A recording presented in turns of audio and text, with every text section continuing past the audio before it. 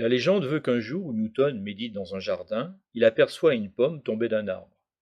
Il sait que c'est l'attraction de la masse de la Terre qui l'attire vers le sol, mais une question lui vient à l'esprit. Jusqu'où cette force d'attraction est-elle influente? Par la suite, Isaac Newton s'appuiera sur les travaux de son prédécesseur Kepler pour établir les lois de la gravitation universelle. À partir des lois de la gravitation universelle, Newton mettra en évidence la notion de champ de pesanteur.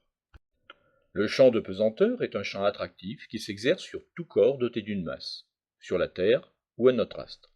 Il s'agit d'un champ d'accélération, souvent appelé plus simplement l'apesanteur. Nous proposons d'utiliser une carte microcontrôleur BBC Microbit associée à une calculatrice graphique TI-83 Premium CE afin d'obtenir une mesure de la valeur de l'accélération de l'apesanteur. Nous procédons ainsi, nous attachons une carte BBC Microbit sur une pomme à l'aide d'un élastique, l'alimentation de celle-ci est fixée sous la pomme, l'accéléromètre comporte un référentiel indiqué par la figure ci-dessus, ainsi pour avoir une accélération selon l'axe des z positive, nous devrons naturellement retourner la carte de l'autre côté. Ensuite, les données sont transmises par liaison radio à une autre carte BBC Microbit, et un script Python que nous créerons dans la calculatrice graphique nous permettra d'analyser ces données. La pomme est lâchée d'une hauteur de 1 mètre sans vitesse initiale. Les mesures sont ensuite récupérées dans une feuille de calcul d'un tableur et également exportées vers les listes de la calculatrice graphique.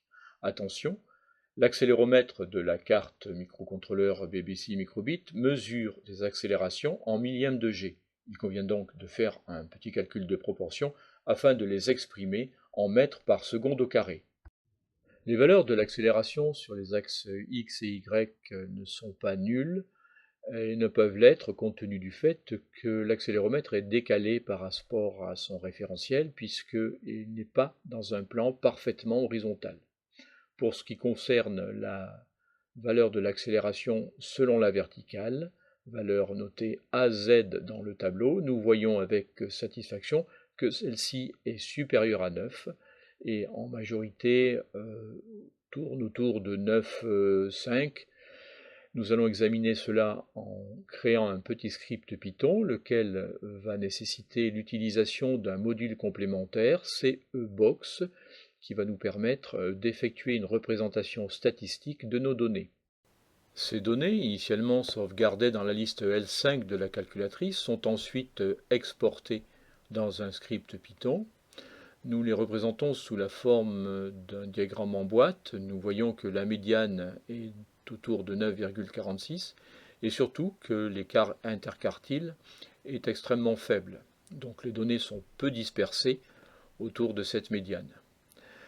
La valeur obtenue de 9,46 ne correspond pas à la valeur théorique de 9,81 mètres par seconde au carré, tout simplement parce que la pomme chute d'une hauteur de simplement de 1 mètre et il existe bien entendu des frottements dus à l'air. Merci de nous avoir suivis sur les pas des travaux de Sir Isaac Newton. À une prochaine fois.